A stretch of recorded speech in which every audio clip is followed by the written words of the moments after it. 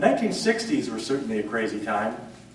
A lot of people think of the 1960s as being really wild, exciting. But when it comes to the 1970s, there's a lot of people that think that the 1970s are fairly mundane, boring. How many of you, raise your hand actually if you think that the 1970s are kind of a dull time. Somebody? I liked it. Well, Mr. Toastmaster, fellow Toastmasters, I'm here to convince you that the 1970s were actually possibly wilder and better than the 1960s. And it just did it in a more subtle way.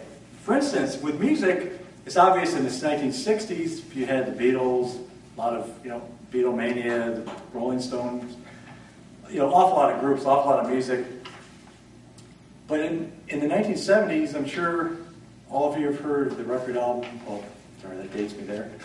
The record album CD/CD, Dark Side of the Moon, that was recorded in the 70s. That's, by some people, considered possibly the best rock album ever made. Or how about Fleetwood Mac Rumors, another great. And then there was a fellow by the name of Bruce Springsteen that had a breakthrough album called Born to Run in the 1970s. There's also Marvin Gaye, What's Going On, fairly popular album. Stevie Wonder, Songs in the Key of Life. Led Zeppelin came out with the album that had Stairway to Heaven at the same time. So a lot of great music came out in the 1970s, and you might actually be able to make the case that better music came out of the 70s and the 60s, even though the 60s generated a lot more flurry. Now, as far as movies,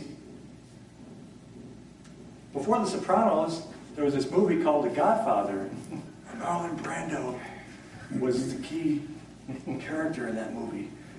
And then there was a movie that was advertised to me as a comedy. Somebody said, "Oh, this is the funniest movie you'll ever see." And I went to see it, and actually I found it to be very profound. It was funny, but also I found it had a very profound message. And the name of the movie was One Flew Over the Cuckoo's Nest.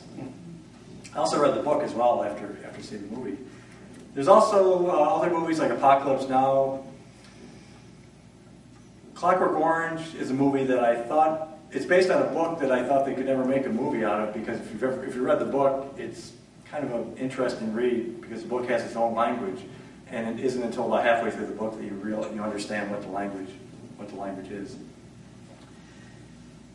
Now, there's a movie that came out called Star Wars, which at the time I saw it, I didn't actually think too much of the movie. I said, it was okay, it got a lot of hoopla, but I said, it's all right. And obviously that took off. But when I did see Empire Strikes Back, the second movie, that one really got my attention. I thought that was much better. I shouldn't say much better. That one really kind of cemented the series for me. Mm-hmm. And of course, then there was Rocky 1, followed by Rocky 2, Rocky 3, Rocky 4. I don't know how many Rockies it made, but there's quite a few. And he ended up knocking out everyone, I think, in the end. Then there's Patton.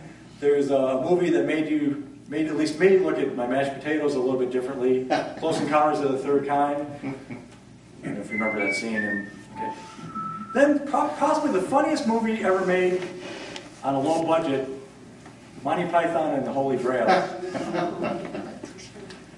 There's also the Rocky Horror Picture Show, which I wasn't keen on, but a lot of people thought that was phenomenal. Believe it or not, Susan Sarandon was in that movie. National Lampoon's Animal House, I thought that was particularly funny. That also came out at the time. Not so funny movie, All the President's Men, talking about Woodward Bernstein. Then the horror movie that I consider that possibly, I think, the best ending of any horror movie I've ever seen, Carrie.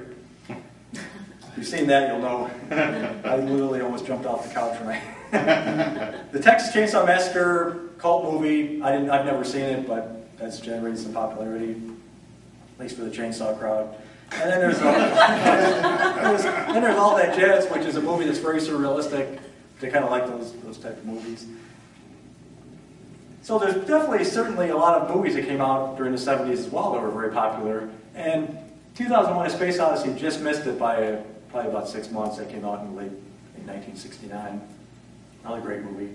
Also in the 70s, the VCR came about, which Up until the VCR, the only way you could record anything, well, you couldn't record anything off of TV unless you worked at a television station. So the VCR allowed the home user to be able to actually record programs. And I remember it didn't really become commercially very popular until probably the mid-'80s. And I actually rented one when I first started working at a job. I had a little bit of disposable income. I wasn't married or anything. I just had money to spend. So I rented one. It was this big, huge, clunky thing. It's really heavy. It had not a wireless remote, a wired remote. I'm not joking. It was a long wire that you just... And the blank tapes cost $26 a piece. So the first one I bought, after that I said, well, I'm probably not going to be buying too many more blank tapes. But I thought it was amazing, as well as my dad did at the time, that you could watch TV that wasn't live TV. That you could just pop in a tape and watch the movie that you recorded at 3 o'clock in the morning the night before. And also, tennis became very popular at that time on TV. There was Jimmy Connors and John McEnroe and Bjorn Borg. Now, another popular phenomenon was streakers. Everyone knows what streakers are? I probably don't have to go into that. There's also the pet rock, which probably doesn't make a good case for the excitement of the 70s. That was not one of the more exciting. Right. And then there was some not so good things. Vietnam War was still going on. Watergate, hearings on TV, resignation of a president, 3 Mile Island nuclear disaster, gas shortages, which I remember because that's when I first started driving, and I remember gas prices essentially doubled at that time. Of course, it was going up from like 60 cents to $1.20, but it's still, every day I went to work, I had to make sure I had enough gas to get home from work, because gas stations would just run out of gas during the day because there was a rationing going on at the time, as well as long lines. You know, everybody at that time had like their own private gas station, not private, but a secret gas station they found that was one that you could get to that didn't have a huge line. And of course, then there was some fond memories, Farrah Fawcett, being a teenager, what can I say? As well as a product called, at the time I was working in a restaurant, and sometimes I had to wash my hair twice a day because you get a lot of grease and stuff if you work in a fast food restaurant. And there was this product called Psst, and a P-E-S-S-S-T, and it was touted as being able to, what it allowed you to do is to spray it into your hair, let it sit for a couple minutes, and you just brush your hair, and it cleaned your hair. What it actually did was it just made your hair dirtier. I found out the hard way. Also, being a teenager, I found out about Stridex pads and Clearasil. Not a very fond memory, and I think every teenager goes through that period. There's also Don Kirshner's rock concert. I don't know if anybody remembers that. Quadraphonic stereo was the big event at that time. They came out that was supposed to take stereo to the next level, 4 speakers instead of 2, kind of went nowhere. Of course, nowadays, with Dolby Digital, that's been resurrected with 6 or 7 speakers. And also, a very important event was the introduction of the cassette tape, which was kind of like the introduction of, nowadays with digital files and being able to copy things digitally, there was the same concerns with the cassette tape because they actually had to tax or put a special fee on the cassette tapes to pay the royalties to the music industry because they knew that people like me and pretty much everybody else would get a record album, and the first time we played it, it sounded good, but after that it started to get scratchy, so the first thing you do is copy it onto a cassette tape. And they were worried that people would trade cassette tapes and wouldn't buy the album or record. They used to, a lot of times, play whole albums on radio stations and record it off the radio station. So they were worried about those kind of things. And of course, radio stations still survive, the record companies still survive. CB radios were very popular. 10-4 were a good buddy. A lot of my friends had CB radios. I didn't succumb to the fad. And then there was Casey Kasem in his top 40. And what was interesting about that, I followed Casey Kasem every single week, followed the top 40. And it wasn't until much later that I realized that Casey Kasem was an Arab American. But at the time, his name just kind of fit in with all the other kind of rock-oriented names. Like, I never questioned, Wolfman Jack, where there was a lot of unusual names, but Casey Kasem was just kind of a name you just thought of, and of course Dick Clark, American Bandstand.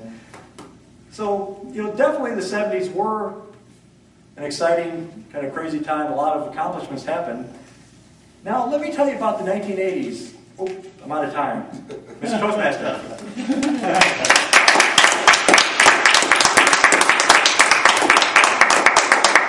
Voices of memories tonight, talking about graduate.